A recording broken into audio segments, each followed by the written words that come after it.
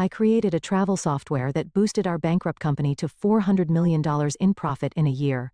But suddenly, on my sister's birthday, my dad gifted her the entire business. When I confronted him, he laughed at me and handed me $100, saying, "This is your actual value." I quietly left, but the next morning, when they arrived at work.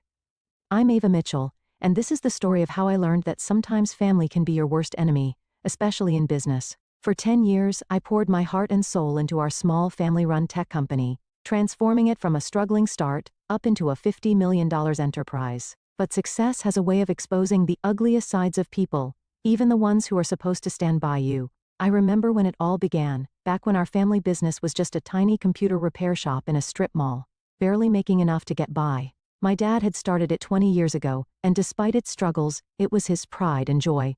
My sister Lauren was always the golden child.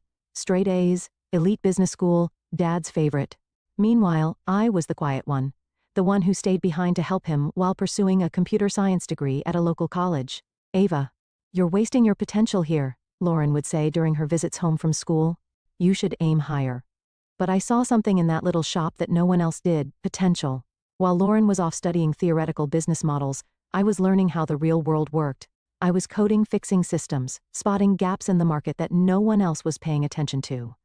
During my final year of college, I developed our first proprietary software, a simple but effective inventory management tool for small businesses. It wasn't groundbreaking, but it was affordable, user-friendly, and met a real need.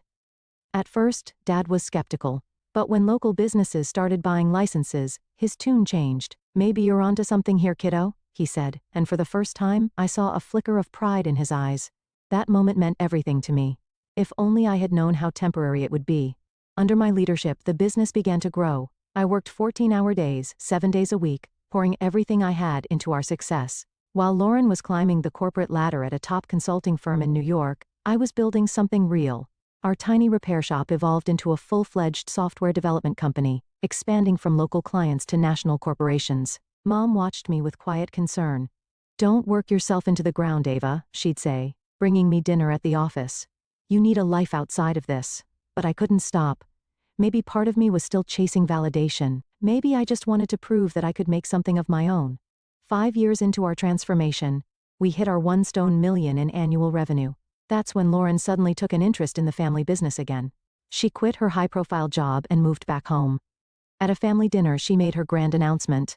"I think it's time I took my rightful place in the company," she said, flashing her trademark confidence.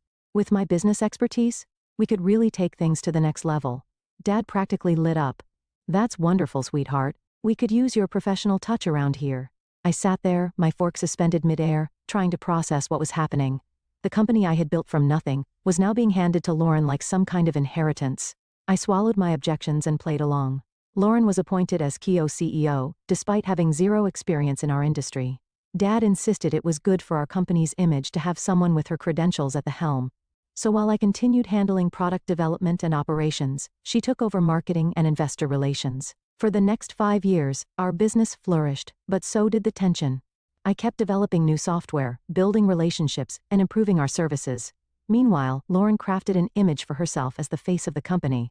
She gave interviews about being a woman in tech, accepted awards for entrepreneurship, and took credit for innovations she had nothing to do with. Our revenues skyrocketed to $50 million, but so did the power struggle. Lauren began excluding me from key meetings, making decisions without consulting me, slowly, methodically, pushing me to the sidelines of my own creation. Then came Dad's birthday party, the night that changed everything. The party, of course, was Lauren's idea. She had rented out the grand ballroom at the city's most expensive hotel and invited all our business associates.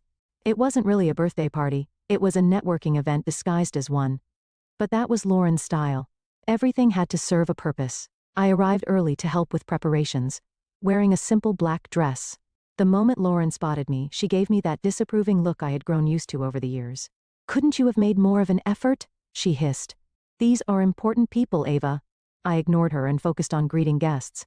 The room quickly filled with business executives, investors, and family friends. Lauren worked the room like a politician, shaking hands and flashing her perfectly rehearsed smile. I, as usual, stayed in the background, making sure everything ran smoothly. Dinner was served, and just as I was starting to relax, Lauren clanked her glass for attention. I expected a typical speech, a tribute to Dad, Maybe some nostalgic childhood memories? Instead, she dropped a bomb that shattered everything. As we celebrate Dad's 60th birthday, she began, her voice confident and commanding. I think it's time to announce some changes at Mitchell Tech. My stomach twisted. Changes? The board has agreed that the company needs unified leadership to move forward, she continued, her words slicing through the room like a blade. Board meetings? What board meetings? For too long, we've been held back by outdated thinking and resistance to change, Lauren went on, her eyes locking onto mine. That's why, effective immediately, I will be taking over as sole CEO. It's time for certain elements that no longer serve our growth to step aside. A murmur rippled through the crowd. I sat there, frozen, as Lauren carried out her corporate execution in front of our entire network. Some people, she added, her voice dripping with false sympathy, are better suited for technical roles rather than leadership. She was talking about me, humiliating me. My sister Ava has done an adequate job maintaining our legacy systems, but in today's fast-moving industry, we need vision. We need excellence. And frankly, Ava, you're just not cut out for this level of business. I turned to Dad. Say something. Stand up for me. But he just nodded along, a proud smile on his face. Mom, on the other hand, kept her eyes down, her hands trembling slightly on the table. Lauren wasn't done. The truth is, she said, her voice rising for dramatic effect. Ava, you are worthless in today's business world. Your outdated ideas and lack of formal business education have become the liability. It's time for you to step aside gracefully. The silence in the room was suffocating. Hundreds of eyes were on me, waiting for my response. I could feel the pity, the judgment, the unspoken agreement with Lauren's words. Everything I had built, every late night, every sacrifice, it was all being away in front of everyone. Slowly I stood. My chair scraped against the floor, the sound slicing through the hush like a gunshot. Everyone expected a scene, maybe tears, a screaming match. Instead, I simply picked up my purse, walked over to Dad's table, and placed a small wrapped package in front of him. Happy birthday, Dad, I said quietly. Then I turned and walked out. Head held high, leaving behind the whispers, the stares, and the sister who thought she had won. That night, I sat in my home office, surrounded by awards and patents that bore my name. Lauren believed she had taken everything from me, but she had forgotten one crucial detail, something that would turn her moment of triumph into the biggest mistake of her life.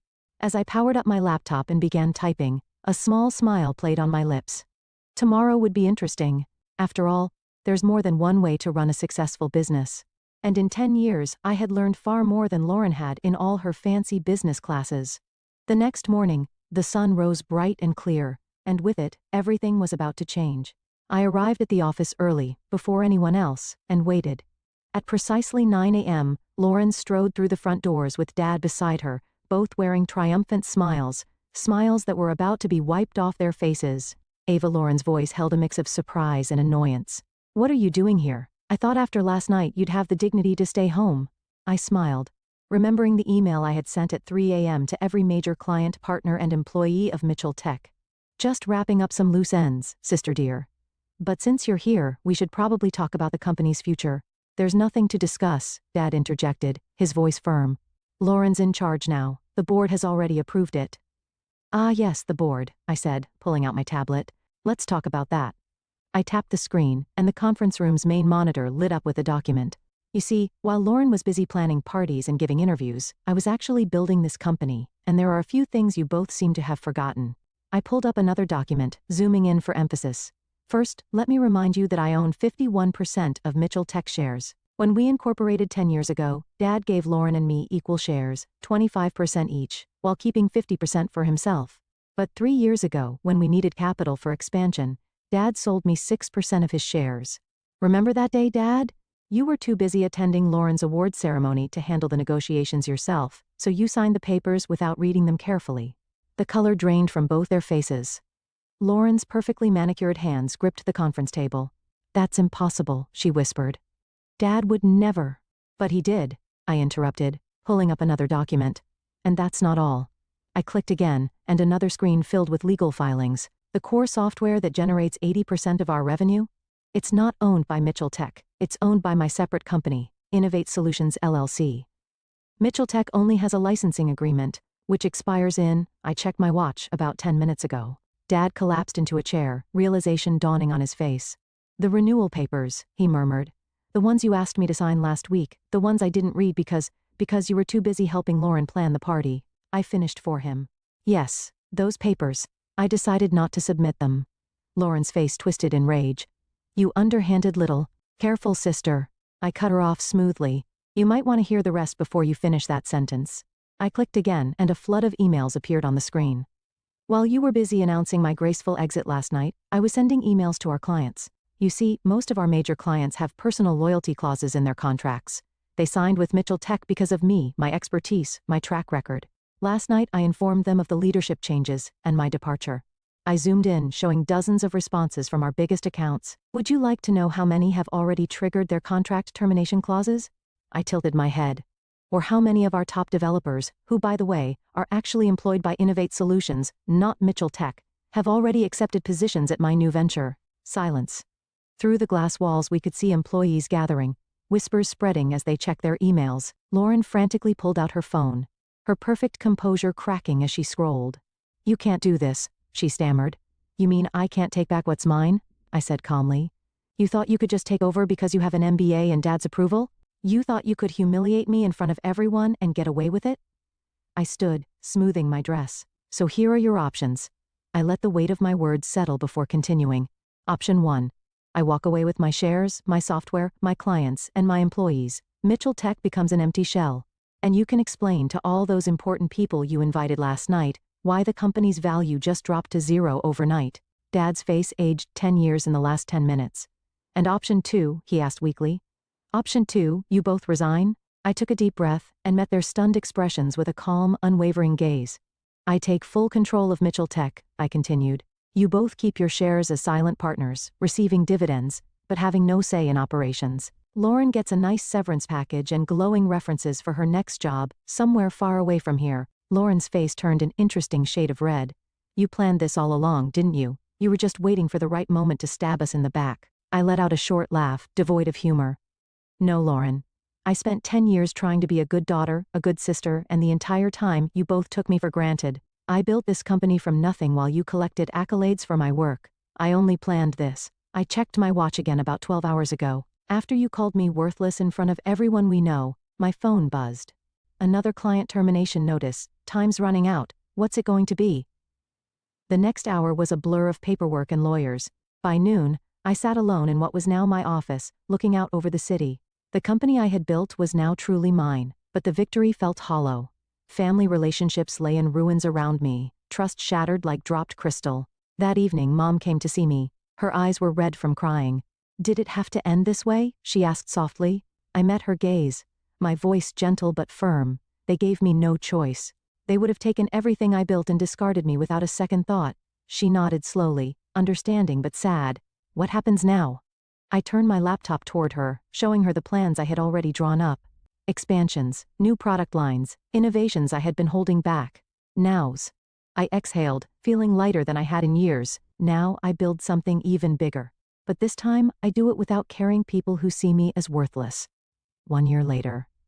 Under my sole leadership, Mitchell Tech tripled in value. Lauren found a job with a startup in Silicon Valley, humbled, but hopefully wiser. Dad retired, finally understanding that his golden child had nearly destroyed his legacy.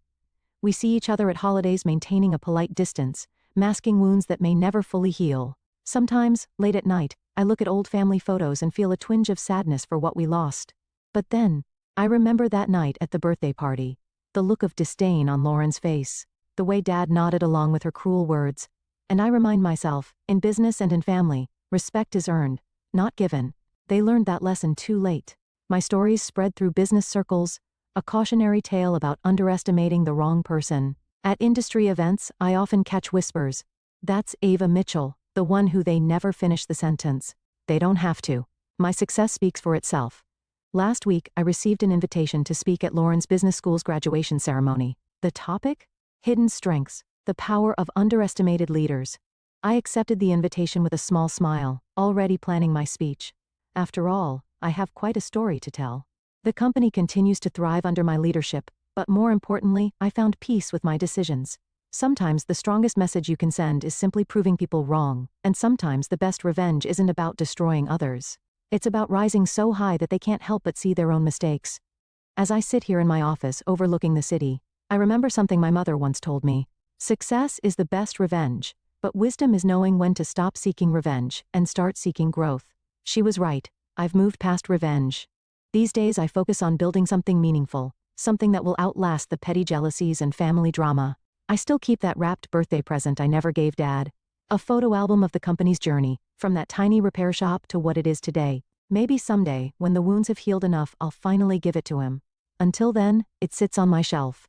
A quiet reminder that our greatest strengths often come from the very things others underestimate about us.